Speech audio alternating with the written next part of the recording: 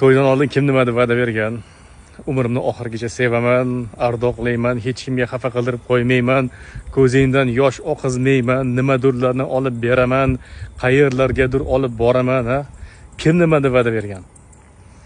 Esingizdan chiqarmanglar, va'daga vafo qilish kerak bo'ladi, chunki va'da bu qarz. Kim bajarmasa, hisob-kitobi juda ham og'ir bo'ladi. Hurmatli uylanmagan bo'ydoq ukalar, e'tiborga olinglar. Qo'linglardan keladigan narsalarnigina va'da qilinglar. Bo'lmasam o'zingizga qiyin-da.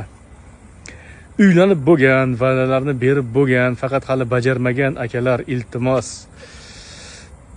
tirik paytda bu narsalarni tezda bajarib qo'yishlik kerak. Hozircha imkoniyat bor bu narsalarni bajarishga.